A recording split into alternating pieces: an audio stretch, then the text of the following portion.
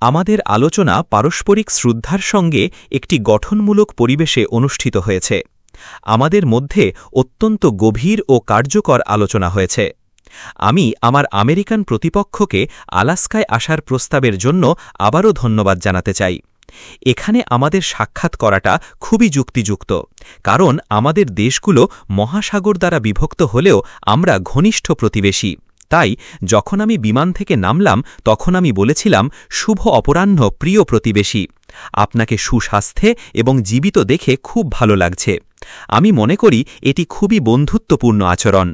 আমি মনে করি এই ধরনের কিছু সুন্দর কথা আমরা একে অপরকে বলতে পারি। আমরা বেরিং প্রণালী দ্বারা বিভক্ত, যদিও রাশিয়ান দ্বীপ এবং মার্কিন দ্বীপের মধ্যে মাত্র 2টি দ্বীপ রয়েছে। তারা মাত্র 4 কিলোমিটার দূরে অবস্থিত। আমরা ঘনিষ্ঠ প্রতিবেশী এবং এটি একটি বাস্তবতা। এটিও গুরুত্বপূর্ণ যে আলাস্কার সাথে আমাদের সাধারণ ঐতিহ্য এবং রাশিয়া ও মার্কিন যুক্তরাষ্ট্রের মধ্যেকার ইতিহাসের সম্পর্ক রয়েছে এবং অনেক ইতিবাচক ঘটনা সেই অঞ্চলের সাথে জড়িত। এখনও রাশিয়ান আমেরিকা থেকে প্রচুর সাংস্কৃতিক ঐতিহ্য রয়েছে। উদাহরণস্বরূপ অর্থোডক্স গির্জা এবং রাশিয়ান বংশোদ্ভূত 700-এরও বেশি ভৌগোলিক নাম। দ্বিতীয় বিশ্বযুদ্ধের সময় আলাস্কায় কিংবদন্তিতুল্য এয়ার ব্রিজের উৎপত্তি হয়েছিল, যা ল্যান্ড লিজ প্রোগ্রামের অধীনে সামরিক বিমান এবং অন্যান্য সরঞ্জাম সরবরাহ করত। এটি বরফের বিশাল শূন্যতার ওপর একটি বিপজ্জনক এবং বিশ্বাসঘাতক পথ ছিল। যাই হোক, উভয় দেশের পাইলটরা বিজয়কে আরও কাছে নিয়ে আসার জন্য সবকিছু করেছিলেন। তারা তাদের জীবন বাজি রেখেছিলেন এবং সাধারণ বিজয়ের জন্য সবকিছু উৎসর্গ করেছিলেন। তারা একে অপরকে সমর্থন করেছিল এবং একে অপরের সুবিধা করে দিয়েছিল। আমি নিশ্চিত যে এই ঐতিহ্য আমাদের এই নতুন পর্যায়ে, এমনকি সবচেয়ে কঠিন পরিস্থিতিতেও পারস্পরিকভাবে উপকারী এবং সমান সম্পর্ক পুনর্নির্মাণ এবং উন্নত করতে সাহায্য করবে।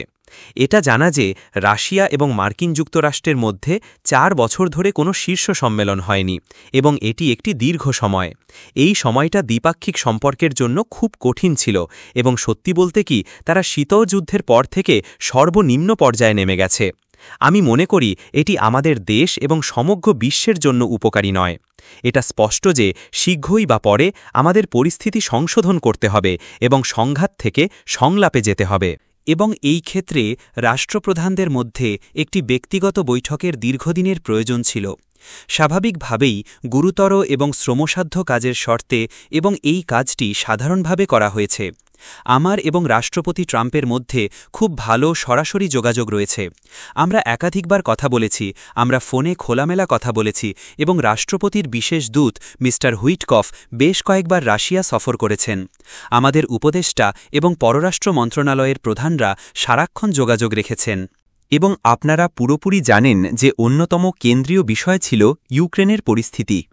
আমরা প্রশাসন এবং রাষ্ট্রপতি ট্রাম্পের ব্যক্তিগতভাবে ইউক্রেনীয় সংঘাতের সমাধানে সহায়তা করার প্রচেষ্টা দেখতে পাচ্ছি এবং তার এই বিষয়ের গভীরে যাওয়ার এই ইতিহাস বোঝার প্রচেষ্টা মূল্যবান।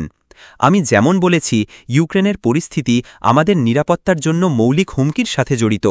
উপরন্তু আমরা সবসময় ইউক্রেনীয় জাতিকে একটি ভ্রাতৃপ্রতিম জাতি হিসাবে বিবেচনা করেছি এবং আমি এটা একাধিকবার বলেছি। যদিও এই পরিস্থিতিতে এটি অদ্ভুত শোনাতে পারে, আমাদের একই শিকড় রয়েছে এবং যা ঘটছে তা আমাদের জন্য একটি ট্র্যাজেডি এবং ভয়ানক ক্ষত। অতএব দেশটি আন্তরিকভাবে এর অবসান ঘটাতে আগ্রহী। একই সময়ে আমরা নিশ্চিত যে এই মীমাংসাকে স্থায়ী এবং দীর্ঘমেয়াদী করার জন্য আমাদের সেই সংঘাতের সমস্ত প্রাথমিক কারণগুলো দূর করতে হবে। এবং আমরা এটা একাধিকবার বলেছি, রাশিয়ার সমস্ত বৈধ উদ্বেগ বিবেচনা করতে হবে এবং ইউরোপে এবং সমগ্র বিশ্বে নিরাপত্তার একটি ন্যায্য ভারসাম্য পুনঃস্থাপন করতে হবে। আমি রাষ্ট্রপতি ট্রাম্পের সাথে একমত, যেমন তিনি আজ বলেছেন যে স্বাভাবিকভাবেই ইউক্রেনের নিরাপত্তাও নিশ্চিত করা উচিত। স্বাভাবিকভাবেই আমরা এই নিয়ে কাজ করতে প্রস্তুত। আমি আশা করতে চাই যে আমরা একসাথে যে চুক্তিতে পৌঁছেছি তা আমাদের সেই লক্ষ্যের কাছাকাছি নিয়ে আসতে সাহায্য করবে এবং ইউক্রেনে শান্তির পথ প্রশস্ত করবে। আমরা আশা করি যে কিয়েভ এবং ইউরোপীয় রাজধানীগুলো এটিকে গঠনমূলকভাবে গ্রহণ করবে এবং তারা এর মধ্যে কোনো বাধা সৃষ্টি করবে না। তারা কোনো ধরনের গোপন ষড়যন্ত্র ব্যবহার করে উস্কানি দেওয়ার বা এই নতুন অগ্রগতিকে নষ্ট করার চেষ্টা করবে না। প্রসঙ্গত, নতুন প্রশাসন ক্ষমতায় আসার পর দ্বিপাক্ষিক বাণিজ্য বাড়তে শুরু করেছে। এটি এখনও খুব প্রতীকী, তবুও আমাদের 20% বৃদ্ধি হয়েছে।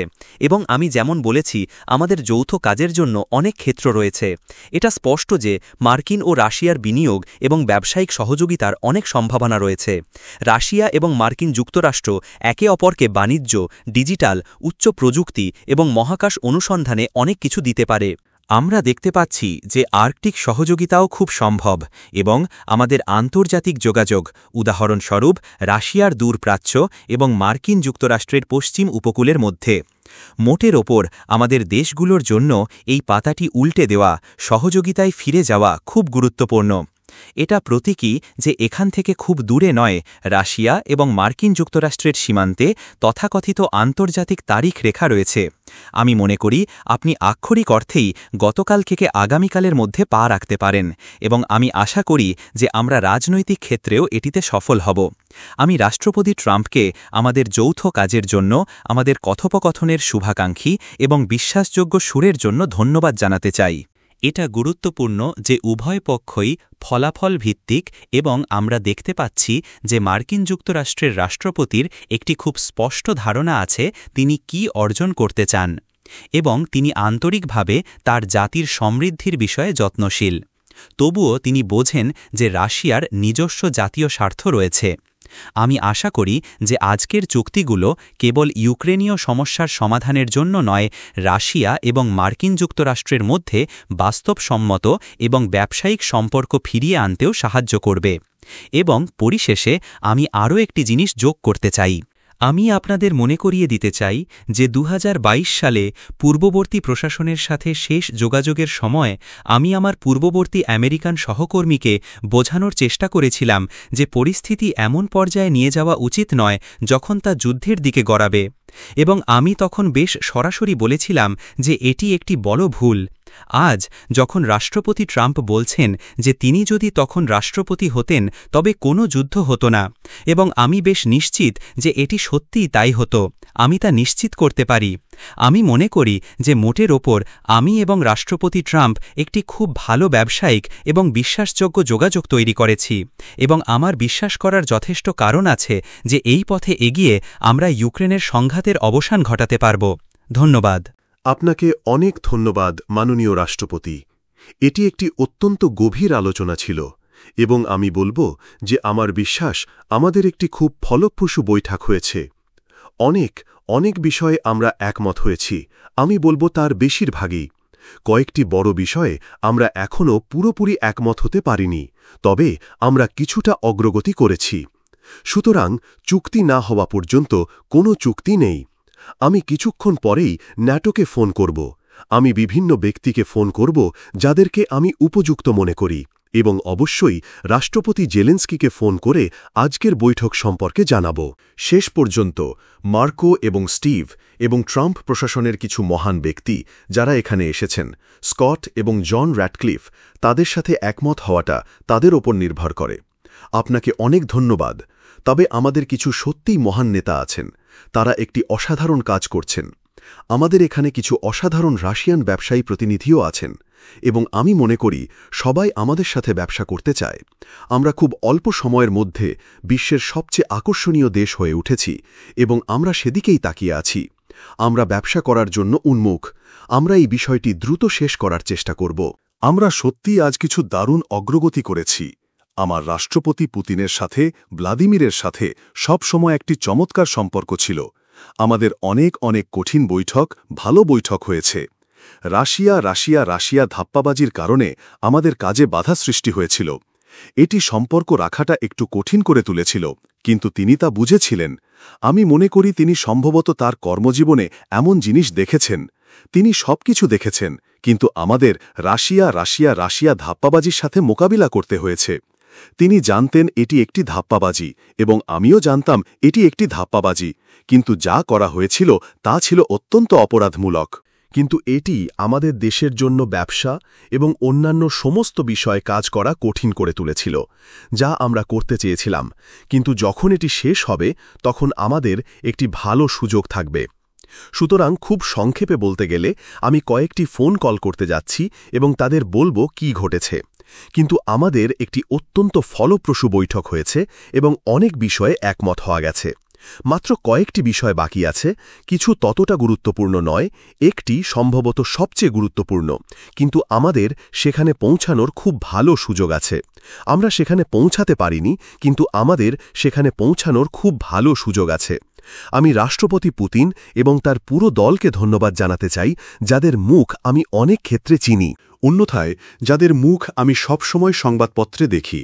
আপনি প্রায় বসের মতোই বিখ্যাত, বিশেষ করে এই যে এখানে একজন আছেন। কিন্তু আমাদের বছরের পর বছর ধরে কিছু ভালো বৈঠক হয়েছে, তাই না? বছরের পর বছর ধরে ভালো ফলপ্রসূ বৈঠক হয়েছে এবং আমরা আশা করি ভবিষ্যতেও তা হবে।